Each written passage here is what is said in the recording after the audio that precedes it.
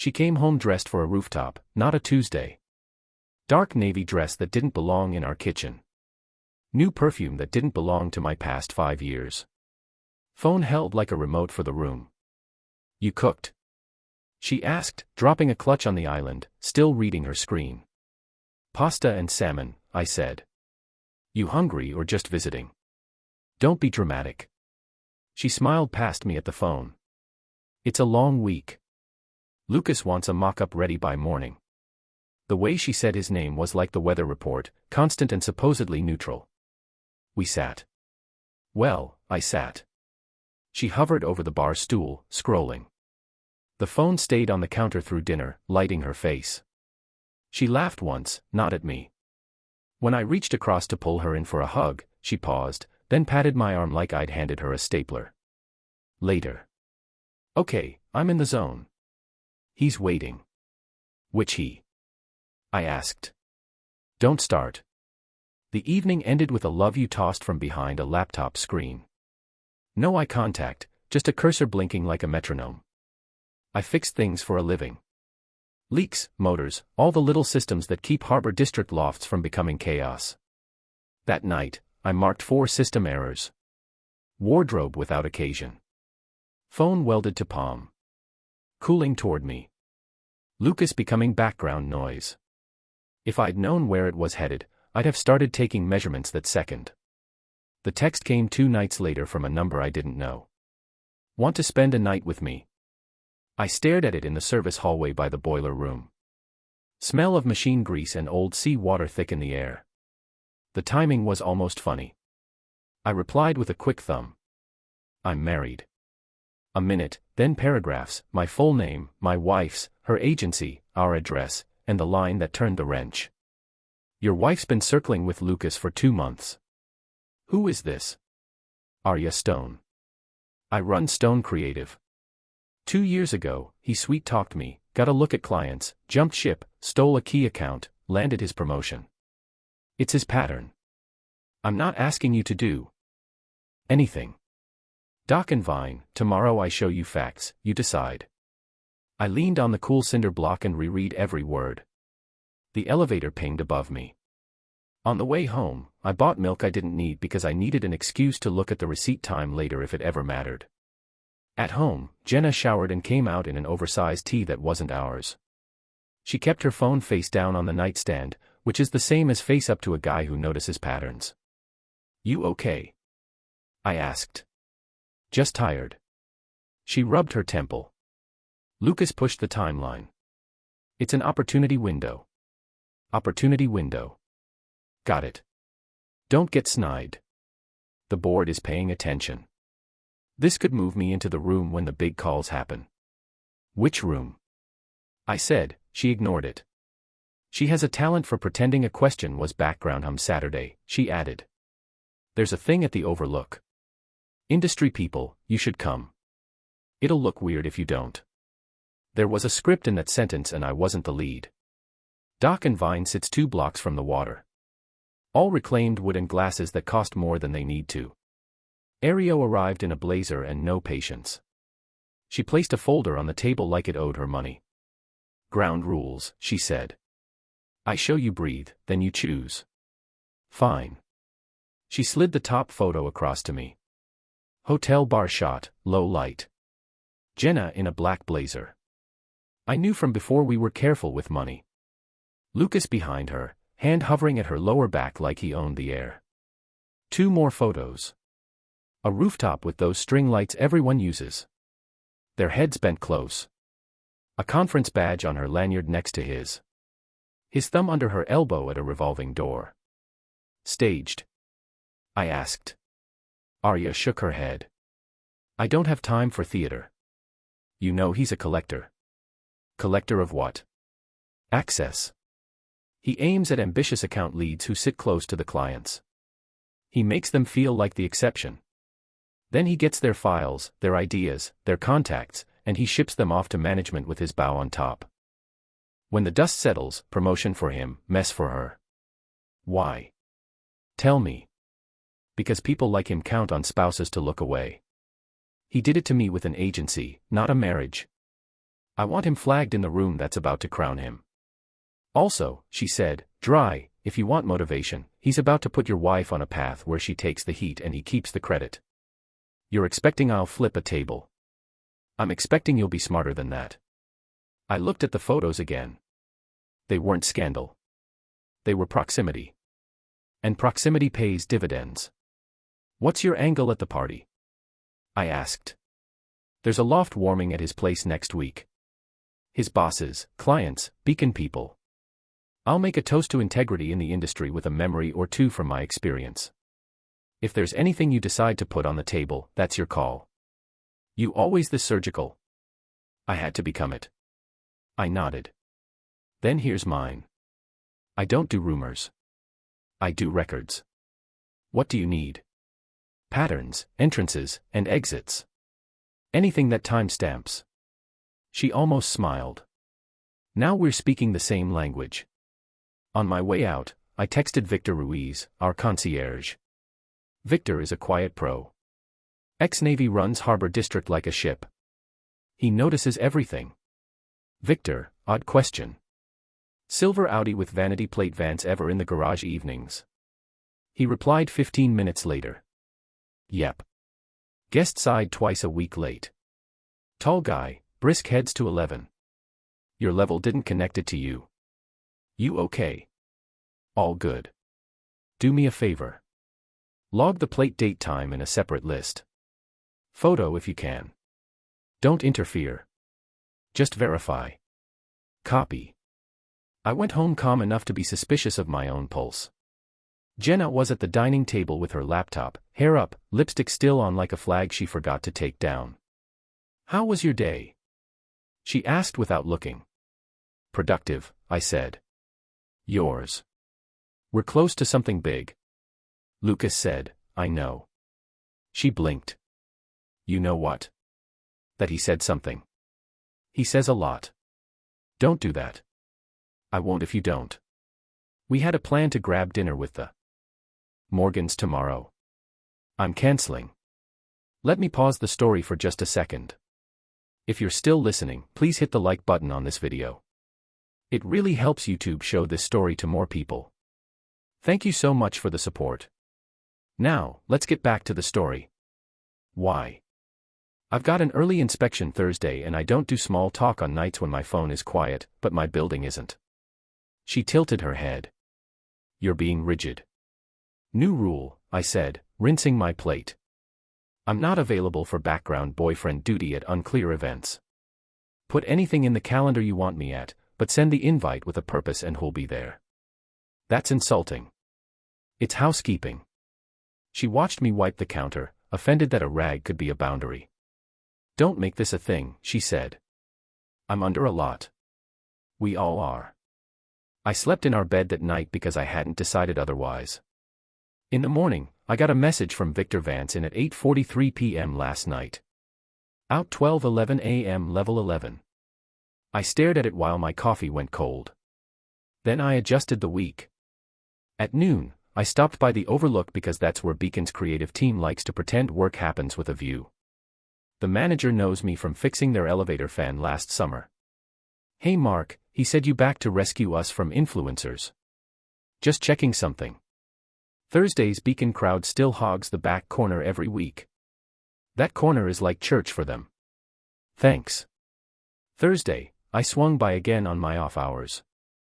I took the stairs around the back so I could see the tables before they saw me. They were exactly where I expected. Jenna and Lucas in the corner that says, if you sit here, you want to be seen and pretend you don't. He leaned in, his hand on the table, her laugh cued like a chime. Two designers I recognized were there, plus a new account assistant, nervous and shiny. I walked to the table. No theatrics. I placed a hand on the chair back opposite Jenna. Evening, I said to the table, then nodded at him. You must be Lucas. I'm Mark, right, he said, startled that the background had lines. Good to meet you, man. Jenna straightened. We're celebrating a milestone, she said like a hostess. We were going to text you. You're busy, I said. Don't let me interrupt. The designers went quiet. The assistant stared like someone just turned off the music mid-chorus. "I've heard a lot about you," Lucas said, smile a little too framed. "You keep that place running." "Harbor District doesn't run," I said. "It behaves if you ask correctly." Jenna shot me a warning look. I tapped the table once with 2 fingers. "Finish your drinks," I told them. "Good night." When I turned to go, I made sure the tables around us saw our little tableau. Not anger, just names. He looked relieved. She looked carved out of PR. 10 minutes after I got home, Victor's text hit. "Vance just pulled into guest parking." I grabbed my jacket and took the stairs because stairs let you think. On the garage level, I stayed in the shadows near the pay kiosk. The Audi sat in the guest row, brand new and vain. He was still in the driver's seat scrolling. I took a photo of the plate with the time stamp, then another as he got out, face lit by his screen. When he noticed me, his mouth opened like he was about to pitch me something. "You're trespassing," I said. "Guests need to sign with the desk." I was invited. "Then you won't mind a record." He sped toward the elevator. Our car gate is slow on purpose. I got one last shot. As it opened, his plate framed by the timer above the exit. I uploaded everything to cloud and sent duplicates to Arya. I don't send things into a vacuum. Upstairs, Jenna was at the mirror. "You're late," she said to my reflection behind her. "There was traffic," I said. "By the way, we're changing sleeping arrangements." She turned. "Excuse me. I'm using the guest room for a while." "Why?" "Because I prefer quiet when I sleep." "Because you prefer late-night brainstorming." "Because we're not aligned on schedules." "And because I don't share a bed with a PR strategy." "That's cruel." "It's clear." She folded her arms. "You're overreacting." I set my phone on the dresser. Screen up with the photos minimized but there. "Tomorrow morning," I said, "we discuss logistics." "Tonight I'm done believing and pretending." "What logistics?" "Sleeping, food, calendars, who's where, when. Things adults cover when they stop assuming." "You can't just I can." I picked up my pillow and a blanket. She watched me walk down the hall. 30 minutes later, I got another ping from Victor. "Vance leaving 12:07 a.m. I texted back a thumbs up and a thank you. Then I slept just fine. At 7 a.m. we sat across from each other with coffee. "This is insane," she started. "We're going to keep this calm," I replied. "Here's the schedule. I'm out of the bedroom. You own the primary bath from 6 to 7 o'clock. I'll use the hall bath. Groceries we buy separate. Shared expenses remain, but I'm moving my autopay to a split account. If you want to be at events together, invite me with details. Otherwise, assume I'm not there. This is punitive. It's a boundary. We were working at our place because it's quiet," she said. "That's it." "No," I said. I opened the folder I'd printed. Photos from Doc and Vine. Screenshots with timestamps of the garage. The list from Victor with dates. This is work at a hotel bar. This is a hand where it doesn't belong in a professional setting. This is a car that belongs in a visitor slot more often than not. Time to when my truck isn't in the garage. She stared, then went for contempt because it's warm. Your world is pipes and toilets, Mark. Mine is clients and rooms where decisions get made. You don't know how this works. I know a leak when I see one. She pushed back from the table so hard the chair legs scraped. Fine. You want truth. We're going after Franklin's spirits. Lucas is the access point. If I have to be in the room, I'm in the room. You can be in all the rooms. I said you won't be in mine after midnight. Don't do ultimatums. Not an ultimatum, an update. She wiped her eye, then all at once softened. Look, last night I was supposed to be at Lisa's. We opened a bottle and lost track. I should have called. I know it looked bad. That's a good sentence, I said. Keep it for HR if you ever need it. You're being cruel again. I'm being honest. She tried one more angle. Can we talk to someone? A therapist. That's not where this starts. Where does it start? Respect, I said. After that, maybe. The next 2 days, she swung between frosty and efficient. She wore blazers that would photograph well, and she kept saying Lucas's name the way people say meeting. Saturday morning, she knocked on the guest room door. I'm making pancakes, she offered. Want some? I'm heading to the shop, I said. Turbine on the roof isn't going to fix itself. Okay. Can we reset after Lucas's party next week? He wants you there. People will expect you. Noted, meaning yes, meaning noted. Send me the details. Her eyes softened in that way people use when they want something cheaper than the truth. It's important to me that you show up. You want a prop, I said. Props don't argue, she swallowed. Please don't embarrass me. I smiled without humor. That's your line to yourself. I spent Sunday in the mechanical room rewriting the maintenance board and adding a new column for guest plates with a simple instruction for the team. Log time level. We also adjusted the gate timer down a second, just enough to make people uncomfortable. It's amazing what a fraction of a second does to confidence. Monday, Arya texted, party Thursday at Lucas's loft. Big crowd. You in? I answered, yes, I'll bring timestamps. She replied with a thumbs up and a line that read like a vow. Good. I'll bring memory. Tuesday night at the Overlook, I did a small thing that wasn't small. I intercepted Brooke Myers, Jenna's colleague, sharp, reserved, the one whose ideas had a way of becoming Jenna's slides. I'd seen Brooke alone at the bar, staring at the city like it owed her an apology. Brooke, I said, taking the stool one over. I'm Mark. I know, she said. Cool. Like background that learned to speak. You keep the building from catching fire. Trying. I have a question. She glanced at me. I'm off the clock.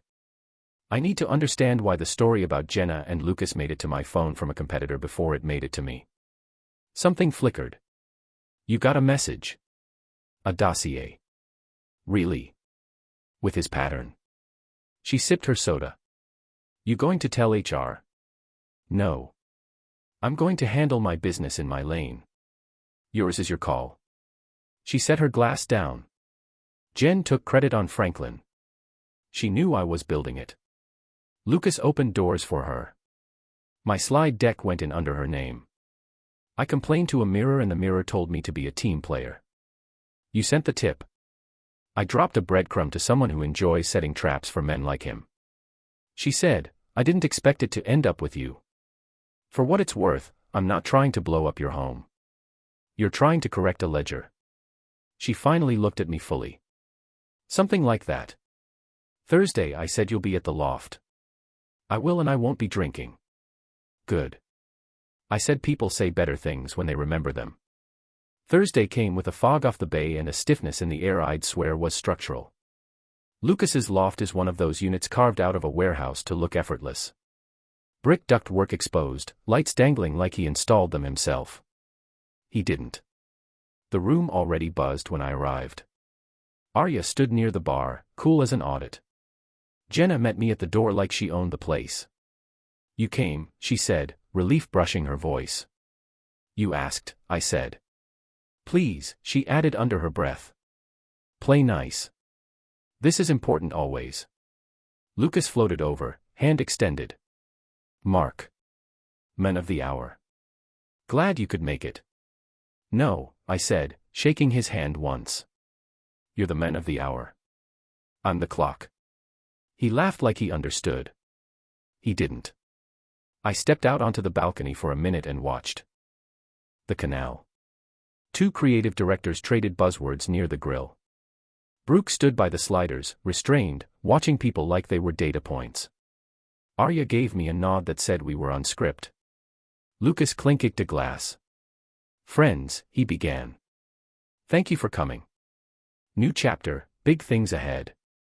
We've built something special at Beacon and with partners like Franklin on the horizon. Arya lifted her own glass. If I could, she said, smiling sweet. A word. He gestured magnanimous. The room turned to her. I've known Lucas a while, she started. I admire his ambition. It reminds me of when he introduced himself to me 2 years ago, curious about my roster, eager to learn. He had a gift for getting close to talent. Proximity is a currency, isn't it? Sometimes you invest it, sometimes you overdraw, a murmuring. Jenna stiffened. Lucas's smile tightened. Arya raised her glass toward him to doing our best work with clean hands. Lucas forced a chuckle. We all have pasts, Arya. Tonight's about the future. I stepped forward then, holding a manila folder because props aren't always bad. I placed it on the kitchen island and flipped it open. Since we're toasting honesty, I said, let me add a few calendar notes. Guest played Vance. In at 8:43 p.m. out 12:11 a.m. twice a week for the last month at Harbor District Lofts. Sign in. None. Destination, 11th floor. People went quiet in the way only people who smell a story can. This is inappropriate, Jenna said sharply. We were working. My place is quiet. Sure, I said. I laid out the photos from the garage with timestamps. The hotel bar shots Arya had provided a copy of a visitor log with Victor's neat handwriting. Brooke stepped forward, took one look, and spoke. I saw them at the conference hotel bar, she said. He had his hand at her back. They were whispering over my deck. Brooke, Jenna snapped. That's slander.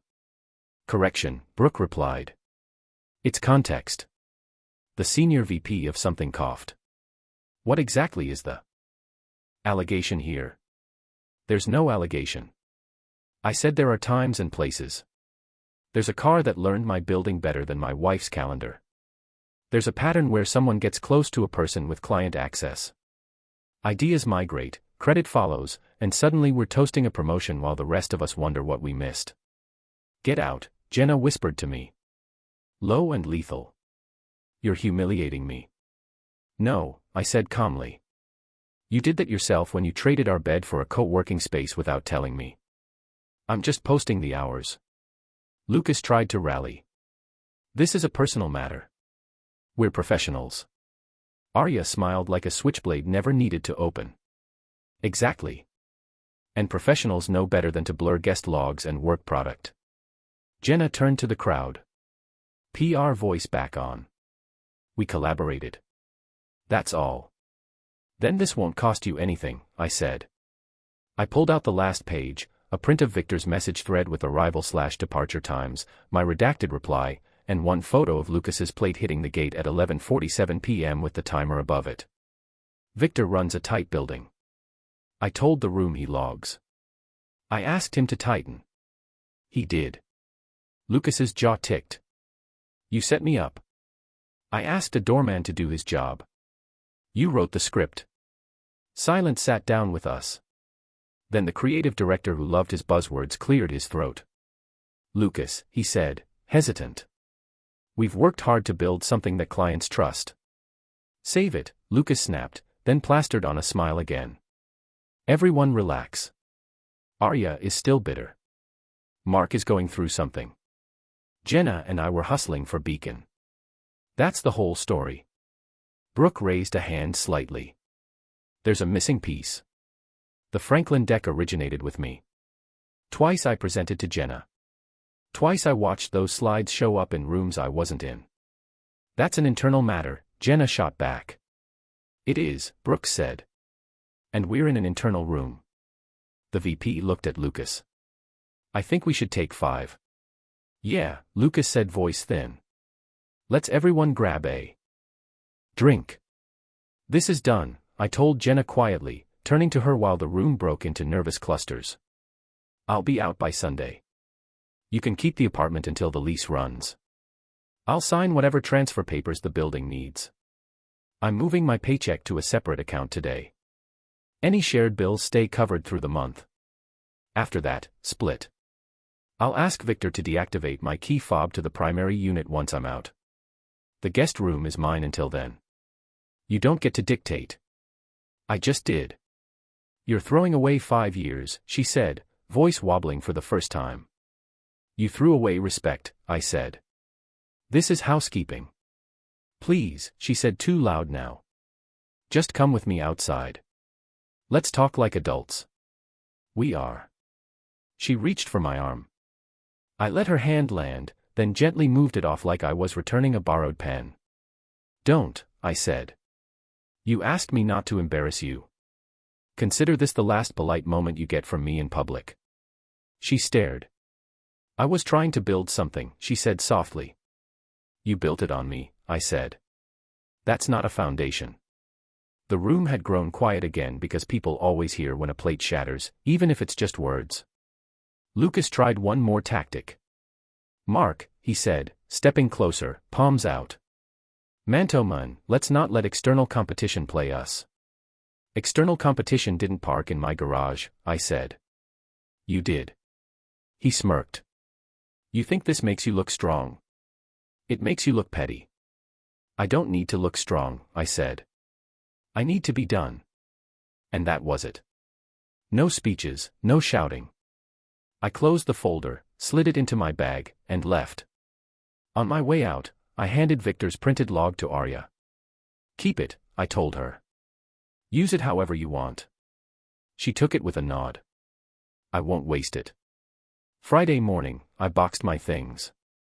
Tools, boots, the coin jar that, and our leasing manager always joked, weighed more than the elevator. I loaded the truck while the fog burned off. Jenna watched from the doorway, arms folded like she could hold the building up with posture. You're not even going to try, she asked. I tried when you told me Lucas was waiting during dinner, I said. I tried when I moved to the guest room instead of flipping a table. I tried when I gave you a shot at honesty. This is the last try. I'm leaving with dignity. She swallowed. What am I supposed to tell people? The truth, I said. It's lighter. What if we just reset? She said, voice softer, hands sliding to my arm. After the party, I was going to suggest therapy. A weekend away. No phones. You already suggested therapy, I said. And you suggested I play nice at the party. You were stalling. I wanted time to make it right. You wanted time to nail the account. Her hand fell. You're cruel. I'm specific. By noon, I'd moved into one of the furnished units we use when a pipe bursts. I signed a short term with and then changed my paycheck routing. I texted Victor to deactivate my primary unit access and set my new FOB. Then I pinged my handyman crew to schedule a Saturday run to move the last heavy things. No drama, just motion.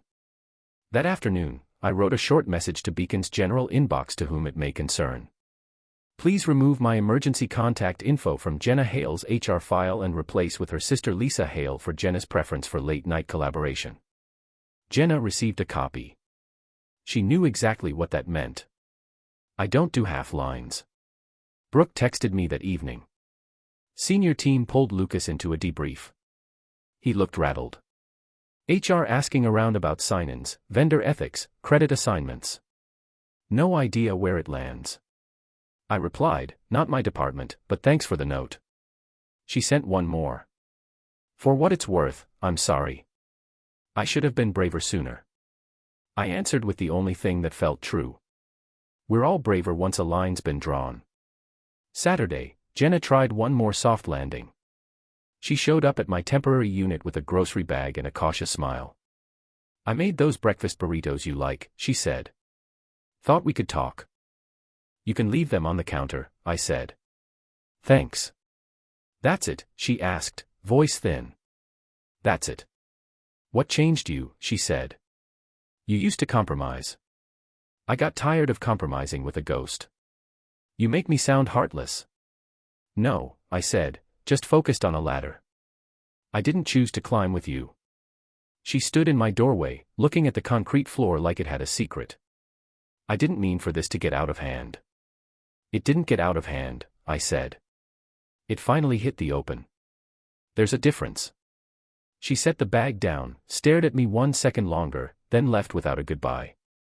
The door clicked shut. I ate one burrito. It was good. That doesn't mean you eat the next one. By Monday, the building had adjusted. Tenants waved. Victor nodded in that way he has that says he knows and won't make it a conversation. I went on a run at sunrise past the cranes and the water like nothing had exploded because explosions here are mostly internal. A week later, I got the industry gossip in pieces because cities talk. Lucas's loft party didn't land the way he wanted. A client asked a few too many questions about the ethics of off-site collaboration. HR took an interest in guest locks. The Franklin account cooled. Word is Lucas took a leave. Beacon restructured a team. Jenna's name moved off a project she'd built a tent on. I didn't cheer. I wrote it down like I do with problems that fix themselves if you stop feeding them. When she texted me a month later, "We should talk," I messed up. I want to own it. I read it and put the phone face down. There are times you respond for closure. There are times you leave the silence to do the work. I chose silence. The thing about boundaries is they're not walls. They're doors with locks and a sign that says, "Knock if you're invited. If you're not, keep walking." Now, I live in a small house across the canal with a garage that actually fits my truck. I fixed up a vintage motorcycle on Sundays with a friend from the Harbor Patrol who speaks in sentences as efficient as mine. I took a promotion at Harbor District, head of technical operations for the whole complex, not just my building. Budget meetings are funny when you've been the guy under the boiler. People stop over-explaining when you ask the right question at the right moment. I met someone decent at a contractor appreciation barbecue. Her name is Megan. She's a project manager for a construction outfit that builds decks that don't wobble. The second week we knew each other, she joked that my best quality was that I label things. I told her labeling is love. We laugh like adults who keep their phones face down without flinching. We keep things simple. She has her place. I have mine. We eat tacos by the water when schedules match. She doesn't need me to show up at a rooftop to fill an image. She asks where I want to be, and I tell her the truth. It's a boring thrill. As for Jenna, I hear she moved to a smaller unit closer to Beacon. She still posts from the places with views. The captions sound like she's convincing herself. Someone told me she took time to reassess, then came back in a different department. The ladder she wanted looked different in daylight. If you want a neat moral, I don't have one. I have actions. When the system throws errors, you either clear the notifications and pretend or you overhaul the part that failed. I overhauled. I did it without breaking furniture, without yelling in a bar. I did it with timestamps, a guest log, and a simple sentence at a kitchen table. I'm done believing and pretending. The last thing I said to her before the door closed at the loft was this: take care of your image. I'll take care of my life. This is where the story ends. How was today's story? I'd love to hear your thoughts in the comments, and where you're watching from. Like, share, and subscribe for more powerful stories.